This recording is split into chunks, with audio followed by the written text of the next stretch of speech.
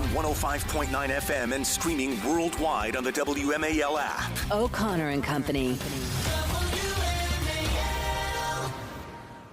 It's 8:37, O'Connor and Company. As we wind things up here in half an hour, we're going to hand it off to Chris Plant. Larry O'Connor and Julie Gunlock and I have many questions for Sean Spicer, who joins us now, though. Julie, are you ready for Sean? I'm right there. Sean. I'm ready. Got our yacht rock going. Sean Spicer, welcome to the program. Always good to talk to you, my friend. It's always good to talk to you. You're playing my favorite song, and I got to be honest with you. I actually am a little taken back that you would do that on a day like today, Larry. Last year, what do you mean a day like today? We were all at the a day like today, Larry? A day like today? Last year, we're at the Birchmere. We bring the MAL family. Everybody's having a good time. After the show, I said, Larry, we had a great show. No. I got to go fangirl them. You go up, you cut the line, you cause a commotion, everything. I mean, and I'm like, they're looking at me like, hey, dude, did you bring this guy? And I said, please, and you're like, can we get one selfie? Can we get one selfie? Cutting the line. The fans are kind of looking at you like I thought, Larry. Okay. And I said, oh my God, Larry, they're never going to come back to Alexandria now. And sure enough, as sure as I am that President Trump will deport illegals today, they announced the schedule, and the Birchmere's not on it. I told you this would happen. And it did. I'm just saying. I mean, I get it.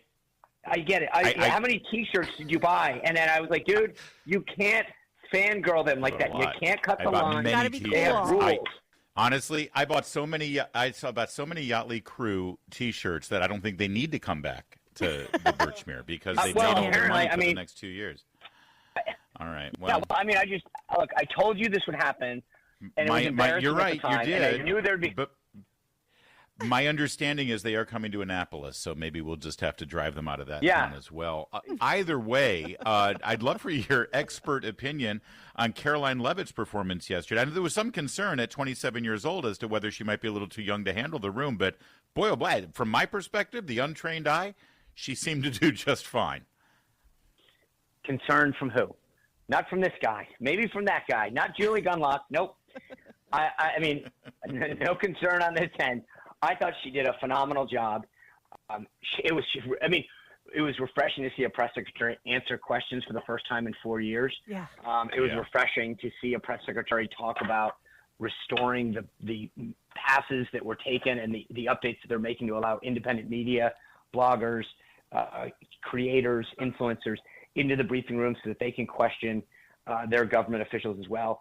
I think all around, she showed a command of the room, command of the issues. She clearly, the other thing that was interesting, if you look at the tells in her briefing, she talked about the fact that she just spoke with the President of the United States. And why that's important is I don't know that Karine Jean-Pierre spoke to Biden in 4 years. And the idea that Karoline was reminding people that part of her job was to have access to the President to give people updates was extremely apparent. And that's important because for 4 years, it was a guessing game. Jen Psaki, Karine Jean-Pierre, neither of them actually had access to Biden. And so to have a press secretary that can inform the American people what their president is doing was such a breath of fresh air. Yeah. It was great also to see her call on people like Reagan Reese from the Daily Caller and other reporters that haven't been called on, and also to hear about the reinstatement of all of those reporters who were left out of these. It's definitely a new day in that press briefing room. Yeah, I'm glad you brought that up, Julie. Like when I was press secretary, I brought in regional reporters. I brought in hosts that couldn't be there by Skype. And I love that Karoline is updating this and doing it in her way. Because what the American people don't get is that when Karine Jean-Pierre stripped 400 journalists of their passes, it deprives them of hearing from other voices in the briefing room of them. And it's just the briefing is like 15% of the day. The pass gets you access to what they call lower press and upper press, the areas where the press staff works. So you can actually go in, ask a question, get it answered, query them on some other thing. But it's important to understand that, like, this isn't just a symbolic move. The Biden White House tried to shut out voices that they didn't like. And because of that, you didn't even know, right? The idea is that if a Reagan Reese or Rob Bluey at the Daily Signal couldn't actually get there, like you'd never hear about it because they weren't. I mean, they obviously were trying to get access or whatever. But the point is that the goal was to limit the questions and the acts to left-leaning, friendly media, and so they would just get a bunch of stories, and no one knew the difference. Sean Spicer is our guest, and we're talking about yesterday's press briefing, the first one for Karoline Leavitt, the new White House press spokesperson. There was another thing that we saw that we didn't see during the Biden administration, and that was, did you notice, Sean, that they kept saying, hey, following up on Jim's question, following up on Jane's question. They all acted like they had coordinated this messaging, especially this whole thing about Meals on Wheels. That was clearly, it seemed like a coordinated plan of attack here where they would all follow up on each other's question to keep trying to drive home. I thought she handled it well, but the media, suddenly reporters are behaving differently because they're adversarial again. Right. Well, I mean, you're going to always revert back to the behavior that you know. But that's, again, it goes back to what we were just talking about, why it's important to have other voices in there, because they run as a pack. And so it's like, in my case, it was always Russia, Russia, Russia.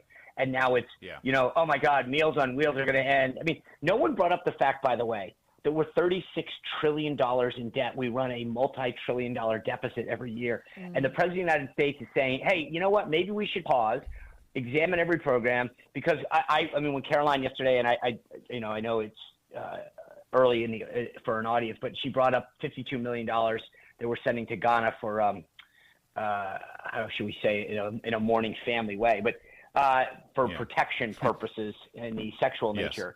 And but the idea is, I'm happy. We thank you. We all work very hard every day, and I get it. Taxes are like death; they're just a certainty in life.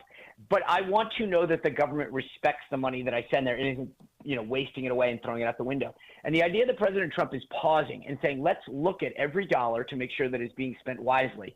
And I get that when you spend trillions, that always isn't possible. But the message was, to me, was, hey, we're not just going to keep blowing it. And no one in the press briefing room thought that was interesting to bring up. Like, wow, we're in debt. A president wants to actually look at the dollars to know that we're spending them correctly.